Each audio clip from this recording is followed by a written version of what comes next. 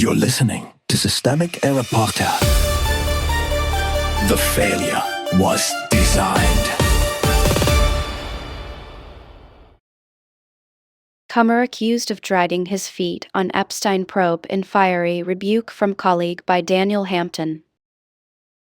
A House Democrat uncorked a fiery broadside against House Judiciary Committee Chairman James Comer on Tuesday, accusing the Republican lawmaker of dragging his feet on the Jeffrey Epstein investigation with his escalating demands of former President Bill Clinton and Secretary of State Hillary Clinton. Comer effectively forced the Clintons to sit for depositions in the House Oversight Committee's Epstein probe, and the fight has shifted from whether they'll appear to on what terms and when. The agreement came after about 6 months of delaying and resisting subpoenas, during which the committee advanced contempt of Congress measures against both Clintons for non-compliance. After the Clintons' lawyers said Monday night that they would comply, Comer set a noon Tuesday deadline for them to explicitly accept the standard terms. Transcribed, filmed depositions in February with no time limit. If they fail, he threatened to continue with contempt proceedings. Representative Robert Garcia, Democrat from California, didn't hold back, calling Comer's demands pretty crazy and telling reporters Tuesday the Republican set a new precedent, one that Democrats may take advantage of in the future. He laid out what he described as a clear double standard in how Comer is treating the Clintons compared to other witnesses.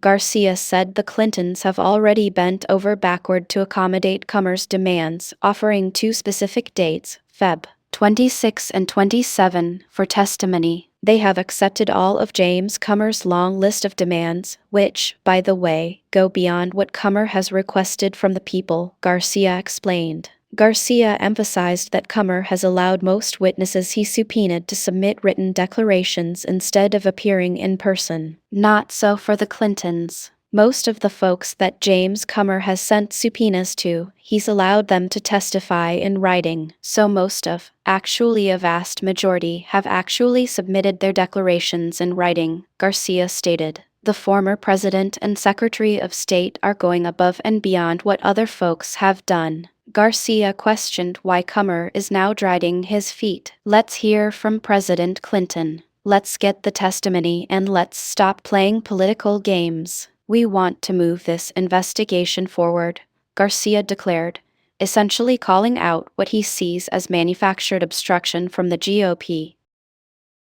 Our analysis of House Democrats' fiery broadside against James Comer. In a recent eruption of political theater, House Judiciary Committee Chairman James Comer has found himself at the center of controversy, accused of intentionally slowing the investigation into the murky dealings of Jeffrey Epstein, particularly in relation to former President Bill Clinton and Secretary of State Hillary Clinton. The narrative here is loaded with implications, not just about the investigation's pace, but about the political machinations behind it. Let's dissect the elements piece by piece. Comer's escalating demands. The core accusation against Comer is that he has been dragging his feet on the Epstein investigation, a phrase that suggests deliberate obstruction. The demands placed upon the Clintons transcribed, filmed depositions with no time limit are framed as unusually rigorous, especially given the backdrop of most other witnesses being permitted to submit written declarations. This discrepancy is not just a procedural anomaly, it's a strategic maneuver designed to exert pressure and perhaps extract concessions or admissions under duress. The Clintons' compliance. It's noteworthy that the Clintons, despite their powerful political standing and the resources at their disposal, have agreed to Comer's terms. This decision could be seen as a testament to their willingness to engage with the investigation's process, yet Comer's threat of contempt proceedings hangs over this like a Damocles sword. The Clintons' compliance,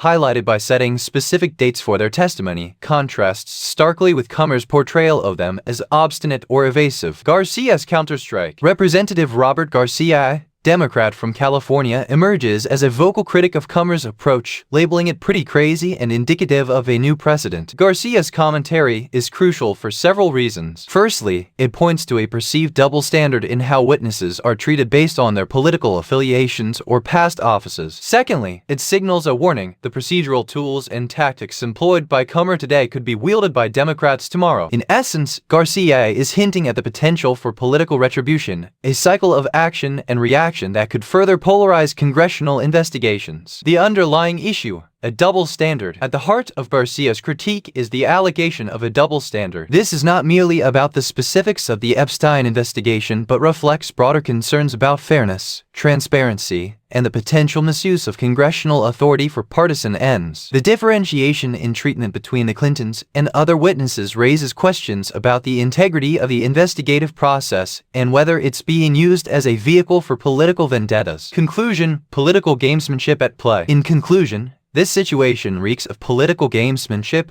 with the Epstein investigation serving as the battleground. Comer's tactics, whether seen as thorough investigation or obstructive overreach, underscore the deeply partisan nature of contemporary congressional inquiries. Garcia's outspoken challenge to Comer not only highlights the immediate issue of procedural fairness, but also serves as a cautionary tale about the future of political oversight. The real question moving forward is whether the investigation's findings will be viewed through an impartial lens or dismissed as the product of political maneuvering. As this saga unfolds, the credibility of congressional investigations hangs in the balance, possibly undermining public trust in the very institutions designed to hold power to account.